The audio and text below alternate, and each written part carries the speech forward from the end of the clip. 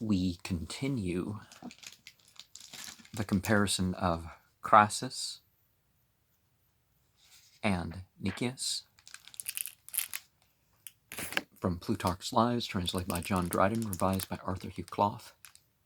When Pompey was appointed to the Light Command, the Senate was opposed to it, and after Caesar had routed 300,000 Germans, Cato recommended that he should be surrendered to the defeated enemy to expiate his own person the guilt of breach of faith. The people, meantime, their service to Cato, kept holiday for 15 days and were overjoyed. What would have been their feelings, and how many holidays would they have celebrated if Crassus had sent news from Babylon of victory, and thence marching onward, he had converted Media and Persia, the Hyrcanians, Susa, and Bactria in Roman provinces. If wrong, we must do as Euripides says, and cannot be content with peace and present good things. Let it not be for such results as destroying mend our Scandea, are beating up the exiled Aginetans in the coverts to which, like hunted birds, they had fled when expelled from their homes, but let it be for some really great remuneration, nor let us part with justice like a cheap and common thing, for a small and trifling price. Those who praise Alexander's enterprise and blame that of Crassus judge of the beginning unfairly by the results.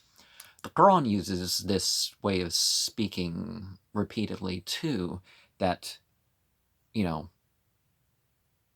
selling the judgments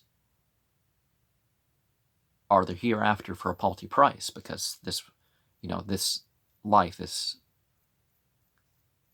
minuscule for whatever it has to offer, is basically the implication, no matter what. And I even someone was telling me how this person was really this sort of thing, and he sold off. Sold out his and moral and pretty close to destroyed the spiritual organizations that he was part of, for less than a year's salary, via what he did every year. In actual service, Nicias did much that deserves high praise. He frequently defeated the enemy in battle, and was on the very point of capturing Syracuse, nor should he bear the whole blame of the disaster. I don't see Greek characters. I'm not sure if they're changing the Latin spelling, so I'm trying to give it a older way of pronunciation, which may be fairly ascribed in part to his want of health and to the jealousy entertained of him at home. Crassus, on the other hand, committed so many errors as not to leave fortune room to show him favor.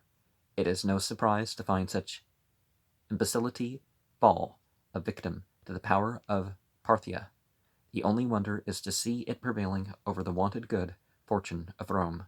When scrupulously observed, the other entirely slighted the arts of divination, as both equally perished.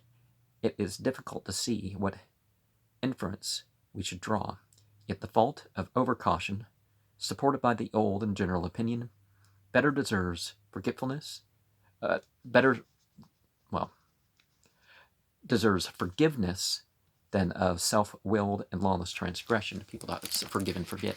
Well, forgetting doesn't exactly serve a person, and how are you going to intentionally forget? That of self-willed and lawless transgression.